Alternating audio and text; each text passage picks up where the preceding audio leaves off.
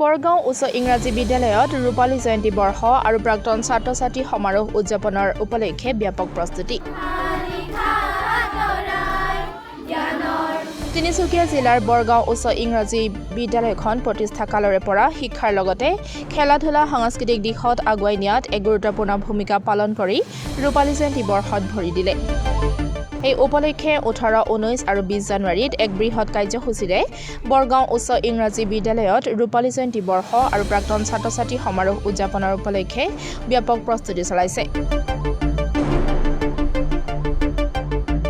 অহা কাইলৈ পুৱা 8 বজাৰ পৰাই আৰম্ভ হ'বলগীয়া অনুষ্ঠানত প্ৰথম কাৰ্যসূচীৰ মূল পতাকা উত্তোলন কৰিব অসম যুৱ আয়োগৰ উপাধ্যক্ষ অৰুণজ্যোতি মৰাণে।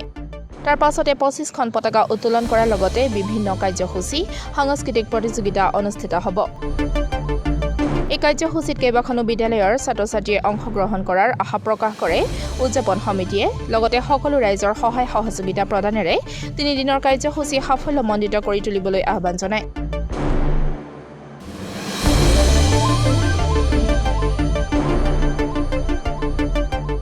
হয়, আমি অহা কালিৰ পৰা 18, 19 আৰু 20 জানুৱাৰী তাৰিখে এক বৃহৎ কাৰ্যসূচীৰে বৰগাঁও উচ্চ ইংৰাজী বিদ্যালয়ৰ আমি ৰূপালী জয়ন্তী বৰ্ষ আৰু প্ৰাক্তন ছাত্ৰ-ছাত্ৰী সমাৰোহ আমি উদযাপন কৰিবলৈ লৈছোঁ।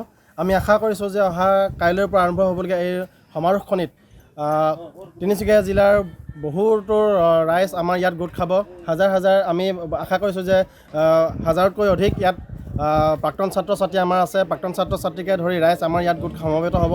আৰু অহা কাইলৈ প্ৰথমতে আমি 8 বজাৰ পৰা আমি আমাৰ কাৰ্যসূচী আৰম্ভ কৰিম।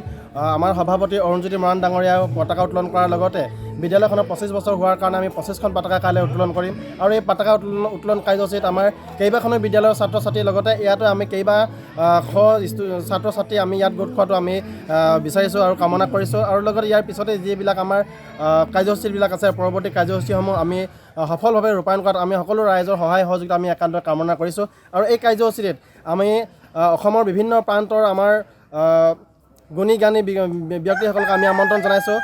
আপোনালোকে কাৰ্যসূচীখনত নিশ্চয় দেখিছে যে চক্ৰপাণীৰ পৰাশৰক আমি আমন্ত্ৰণ জনাইছোঁ। বাৰ্তালাপ এটা অনুষ্ঠান হ'ব দ্বিতীয় দিনা। এই দ্বিতীয় দিনা কাৰ্যসূচীত আমি সকলোৰে সহায় সহযোগিতা বিচাৰিছোঁ। আৰু ইয়াৰ পিছতে আমি দ্বিতীয় দিনাৰ শেষৰ ফাললৈ অৰ্থাৎ সন্ধিয়ালৈ আমি প্ৰাক্তন ছাত্ৰ-ছাত্ৰী এনিশা এটা অনুষ্ঠান ৰাখিছোঁ। এই এনিশা অনুষ্ঠানটোত এটা ব্যতিক্ৰমী এটা অনুষ্ঠান হ'ব বুলি আমি আশা কৰিছোঁ। এটা আটকধুনীয়া এটা অনুষ্ঠান হ'ব। ইয়াৰ পিছতে পৰৱৰ্তী সময়ত আমি শেষৰ দিনালৈ আমি প্ৰথমতে এটা বাৰেৰহণীয়া সাংস্কৃতিক শোভাযাত্ৰা আমি আয়োজন কৰিবলৈ চেষ্টা কৰিছোঁ। আৰু এই সাংস্কৃতিক শোভাযাত্ৰাত তিনিচুকীয়া জিলাৰ কেইবাটাও সাংস্কৃতিক দলক আমি আমন্ত্ৰণ জনাইছোঁ।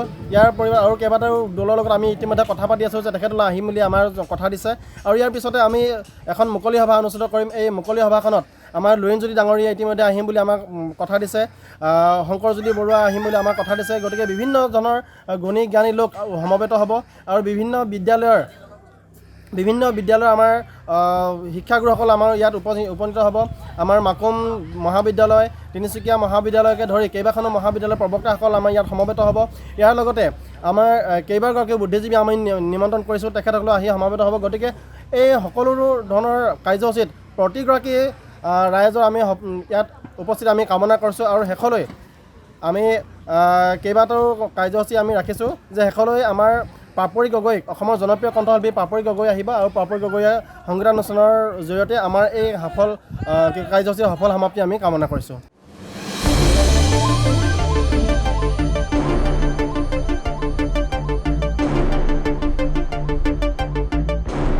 Bureau' report, Democratic Assam.